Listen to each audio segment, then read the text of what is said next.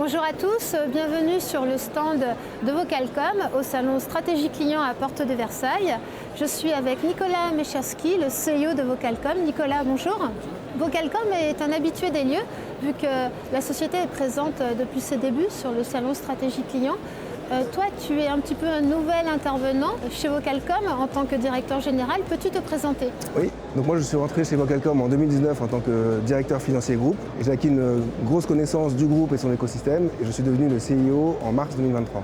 Est-ce que tu peux aussi présenter ta nouvelle équipe parce qu'on profite de ce nouveau salon pour le faire? Oui, donc je suis accompagné de Karine Palacio en tant que Chief Product Officer, Jean-Christophe Huc en tant que CTO et Ombline Allan en tant que Chief Revenue Officer.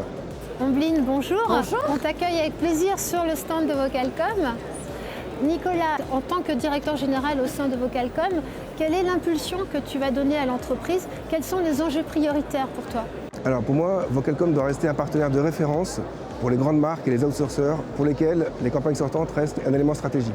On va déployer pour ça un plan de croissance ambitieux avec une équipe de management très performante et très alignée sur les enjeux à court terme. On va continuer à proposer une offre hybride cloud et on-prem très adaptée au marché global. Et nous renforçons notre offre commerciale avec une nouvelle version d'Hermès 360, une nouvelle plateforme cloud. Avec cette nouvelle offre, on souhaite consolider notre présence auprès des clients existants et aussi renforcer notre présence géographique internationale. Alors justement, on va parler de l'international avec Ombline. En tant que CRO, Chief Revenue Officer, tu as en charge la stratégie de la commercialisation des produits chez Vocalcom. Quel est l'aspect international que tu donnes en fait à cette stratégie? Alors, nous misons beaucoup sur deux régions, qui sont LATAM et Afrique, qui représentent aujourd'hui 42% de nos activités. Cette région, on continue à y investir et c'est vraiment une région où on a une très grosse croissance, notamment sur 2022 et des projections 2023 très intéressantes. On a de très belles références avec des opérateurs télécoms, des banques, des assurances. On a aussi une présence sur des pays sensibles, ça c'est un avantage pour Vocalcom et notamment sur l'Afrique. Et on a des habitudes de consommation dans ces régions qui sont vraiment focus sur l'omnicanalité et notamment les réseaux sociaux. Nicolas, quelle est la performance de Vocalcom sur le marché européen cette fois? Alors, historiquement, Vocalcom est très présent auprès des BPO. Aujourd'hui, en revanche, les BPO représentent 30% de nos activités, mais depuis plus de 20 ans, ils utilisent notre dialer. Donc le parc client est ensuite constitué d'entreprises comme des sociétés d'électricité, des concessionnaires voitures, des universités, toutes les sociétés que l'on accompagne pour la gestion de leurs relations clients. Et quels sont les autres axes de développement? Alors pour les autres axes de développement, ce seront les partenaires.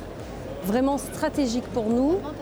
La vente indirecte, exactement. Donc nous avons des partenaires avec qui on fait de la co-construction, nous avons des partenaires technologiques et nous avons des partenaires qui sont revendeurs.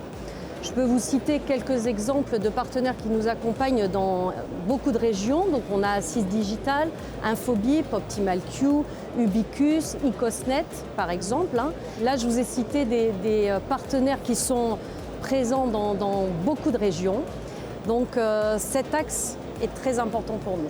Nicolas, comment est-ce que les équipes commerciales sont structurées au sein de Vocalcom? Nous avons déjà des équipes commerciales très fortes dans les principales zones géographiques que nous souhaitons développer. Et donc adossé à ce réseau de vente indirecte, c'est comme ça qu'on souhaite générer la croissance du plan que nous avons mis en place.